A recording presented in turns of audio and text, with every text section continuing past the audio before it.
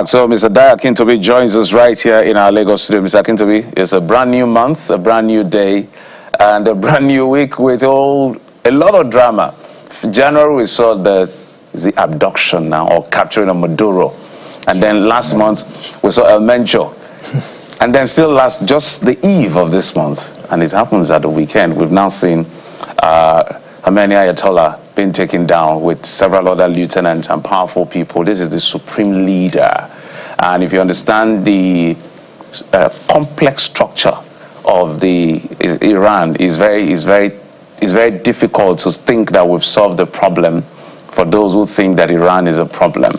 But maybe how you weigh in on this. But The Guardian is leading. Let's go to the Guardian newspaper. Guardian newspaper is leading with markets jittery.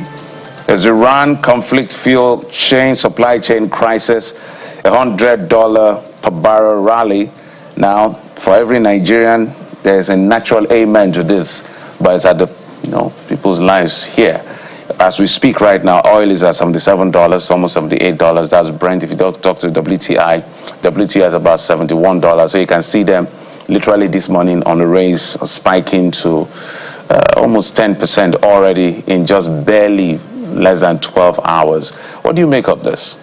Well, it's a new year. This is just the beginning of the third month, and we've already had so much drama. I mean, as you mentioned, all these international incidents, 3 of them in 3 months is quite a bit. There's a flip side to the advantage of rising oil prices. Let's remember that the oil sector has been deregulated in Nigeria. What that means essentially is as oil prices go up, we will pay more at the pump. Yeah. It was in the old days when it was still regulated that it was a massive windfall whenever oil prices went up. It's not so anymore. Well, quite all right, there'll be more into the Federation accounts coffers, theoretically, but that doesn't mean it will result in direct dividends to the average working Nigerian. We will pay more at the pump. And on the Iran situation, I see that Iran has always been recalcitrant, has stood up to the powers that be, has believed in its own ideology and in its own sovereignty, and has fought for that. I think America's interest basically is a regime change. I think they are interested in installing a puppet government that will be answerable to the United States and Israel.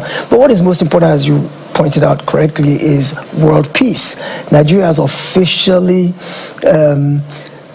requested restraint and basically said peace and calm should reign. Nigeria already recognizes the fallout of war and terrorism as we are experiencing ourselves, and to see it at that level in the Middle East and the concerns that it could destabilize the region and have knock-on effects for global peace, for the common good, and even for economies is rather concerning. You see the degree of destruction and damage that has gone down in the last 48 hours, the number of innocent lives that have been killed. There were reports about children, innocent children. That's my worry, is that with all the geopolitics going on and the saber rattling about nuclear armament and missile strength and fortified bunkers, where in all of this do we take into consideration the innocent, who are the ones who end up suffering the most? We saw pictures of devastation, destruction, blood, gore, bones, corpses, and it just saddens the mind that human beings who are all from the same common ancestor could get to this point of hatred and enmity, to the point that we disregard the fallout in terms of innocent lives just to have our own way. It's really heartbreaking. So do you think that this is going to solve any problem at all? Because if you look at the structure of Iran, for instance, when you have the supreme leader, you have the parliament, which is vetoed by the Council of Guardian, and then assembly of experts vetoing them as well. The president just running an administration and economic policy, but everything runs down to the supreme leader. Ideologically very strong. I'm asking the question to the extent of, Are we solving a problem, or are we creating more? As you said, it's ideologically grounded, and as a result, they're fighting for a cause. So you eliminate one, there's 10 more waiting to take his place. As of a few hours after Khamenei was eliminated, somebody else already stepped into his place. There would never be a vacuum. I understand he was taken out. He was taken out, and somebody else is waiting to take his place as well. Things are moving really fast. So some of those reports aren't even confirmed as much. Yeah. Absolutely, but the bottom line is there will be no vacuum in power because people are ideologically motivated and driven. As a result, I don't see this in any way weakening the people's resolve.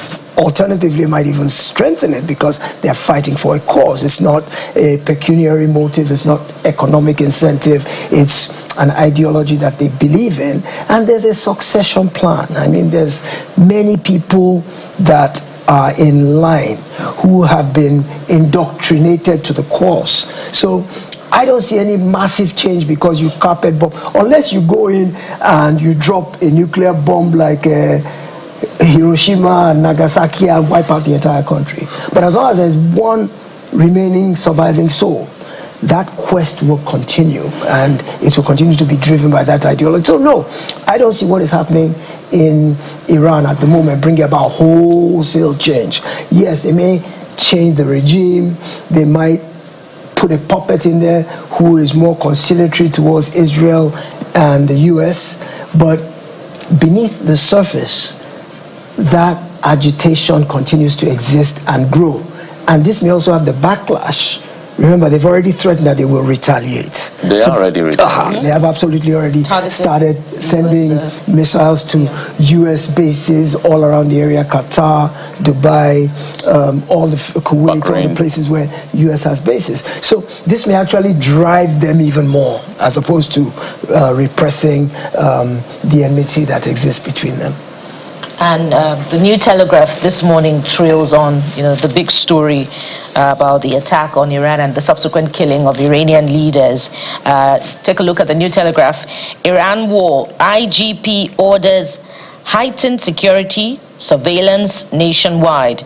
We see the riders there. Ex-President Ahmadinejad, 3 US soldiers, 9 Israelis, many others killed as Islamic State continues fighting. And, we're talking earlier about the US being targeted. You see the second rider there. Revolutionary Guards destroy $1.1 billion sophisticated American radar system. Protesters try to storm US consulate in Pakistan. Stop the spiral of violence. That is ascribed, of course, to the Pope. And Putin, Iran's supreme leaders killing, cynical violation of morality, international law, global crude disruption, price spike imminent as Maersk MSC suspend Gulf operations. I'd like you to speak broadly, Mr. Akitobi, to what this would mean for the Middle East. Already there are reports that the Gaza Strip has been closed yet again. I recall after the truce with the Palestinian government, it was reopened, but it's been closed yet again. So what does this mean broadly for Middle East peace and, of course, relations, Arab relations with Israel? And, prior to this time, there had been mass killings of Iranians in that country itself. So, although you had touched on it, but will this bring about a more liberal regime in Iran, where the country is livable in spite of its Islamic disposition? This whole problem emanates from the fact that all the countries that surround Israel see it as an illegitimate entity. They feel the way it came into existence in 1948 robbed them of their own individual sovereignty, their land, and that they will never relent from seeking the annihilation of that sovereign state named Israel. So you look at Lebanon, you look at, of course, Palestine, you look at Iran, you look at Syria. All the countries that surround have been working assiduously towards the elimination of Israel. And what that has done over the years is strengthen Israel formidably in terms of its military capability, because as small as it is, it has to defend itself against so much external aggression, to the point that over the years it has learned how to defend itself and how to keep external aggression away. So I don't think that is a problem that will go away very easily simply because of military engagement. I think the fundamental underlying issue needs to be looked into, which is how did Israel come into being? You know, there's a religious historical element as to how the Jews biblically were wandering in the forest for so many years before they were resettled in a... So there's a dichotomy between the biblical recantation and the reality of how Israel of today was formed. There are some people who don't accept that the Israel of today is Israel from biblical times, and that you can't impose what the Bible said on an already free existing people who were already in that part of the world. So those who are that ideologically driven, I don't care what you do militarily, I don't care what you do in changing the regime, they're not going to back down from this homegrown belief that Israel is not legitimate and Israel's existence diminishes or robs them of their own God-given existence. So, yes, America and Israel may succeed in installing a more friendly government. I don't know how many of our viewers are young enough to remember the days of the Shah of Iran in the 70s, which was also a US manipulated imposition of a liberal leader. Look at us 40, 50 years down the road. Look at where we are. It didn't solve the problem. Matter of fact, it exacerbated it. And the Shah himself had to flee when the whole thing imploded. He had to run and go and live I think, in the United States till he passed away. So the short answer to your question is no, I don't think that what is happening now will automatically guarantee peace in the Middle East. But peace is essential in the Middle East because it's so pivotal to global geopolitics that as long as there's instability in that region, it has the risk of bubbling over anywhere. Look, already in Nigeria having protests. Protests somewhere in the north against the killing of Ayatollah Khamenei. Who would have ever thought that what happens in Iran will have an impact here in Nigeria? But it is already causing a protest, which now means that the acting IGP, by the way, that headline said IGP. It's not IGP yet. So let's take the newspaper up on that. He's acting IGP. He's had to deploy troops. He's had to issue warnings to the commissioners of police. He's had to ask for peace and calm and restraint. So, you know, they say we live in a global village now that if a butterfly flaps its wings in Nepal, it rains in Ghana, to show that we're all interconnected. So if we think we're immune to what's happening in Iran, we are not. It will have spillover effects. Yeah. Now that you mentioned Shah from the 70s, we have an idea of your age. But let's make progress. Shah was awful. You know, Don't blame you're not old guy. It's very interesting because his son, the son of the last Shah, really did a video and said, you know what, I'm ready to come back. So it's interesting how Iran, because you talked about the making of Israel, what it is today. There's also the making of what Iran is today, from the imperial state of Iran, late 70s, 79, to the Islamic Republic of Iran, which it is. Khamenei took charge, and after that Khamenei, who then died. But it's quite interesting how countries change, really. And the big question is this the end of the Islamic Republic of Iran? But don't answer that, Mr. Akintobi. Let's go over to the Abuja Inquirer. Leads with, of course, next year's election, right? Amidst all of the global issues, we also have an election to prosecute in Nigeria. We have security issues as well. And you see, 2027 polls will be our best. Rule out any glitches. Yaga demands Electoral Act 2026 amendment. Stakeholders less optimistic. So there was a town hall, which was, of course, live on Channels Television and other stations. And these conversations were had. But you know, from the 2023 elections, a lot of people said INEC overpromised and underdelivered. But now we have the INEC chair saying that the 2027 polls will be our best. Is this overpromising yet again? Do you even the headline seems to be a contradiction in terms. If you're saying it will be the best, right? And you are ruling out any glitches. At the same time, he also said it won't be 100% perfect.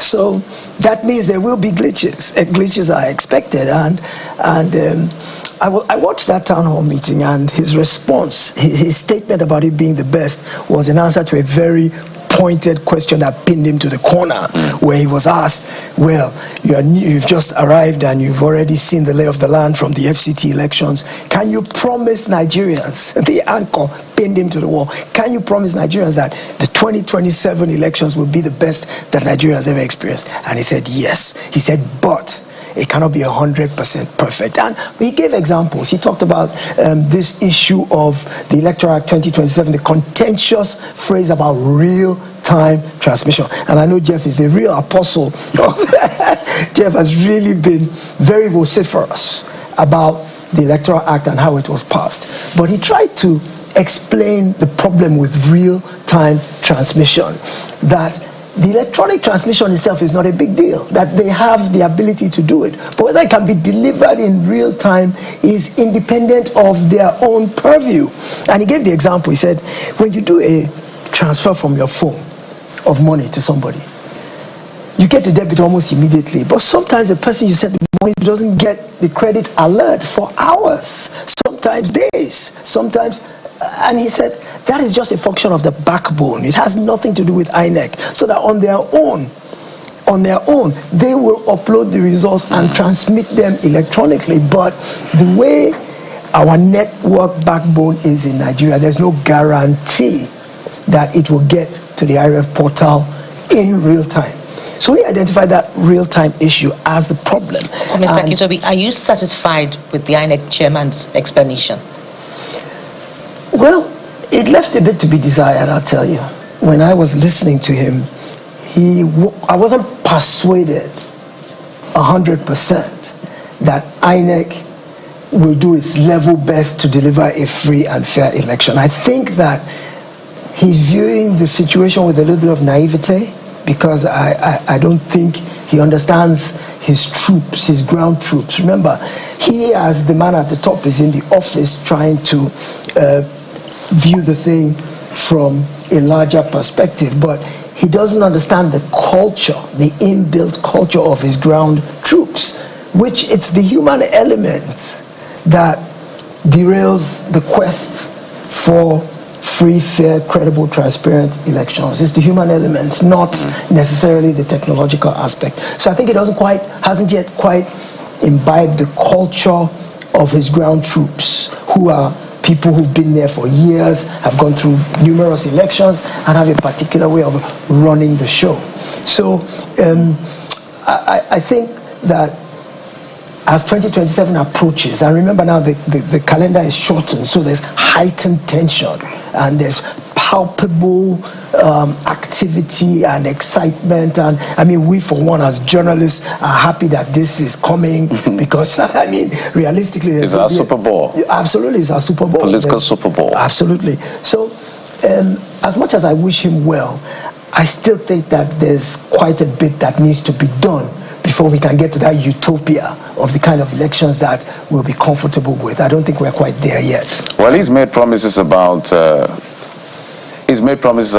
guardrails in terms of the shenanigans of the results we see. I'm even impressed that he came out to speak. Yes. That I must commend him for, including the other chairman, including the APC chairman who spoke.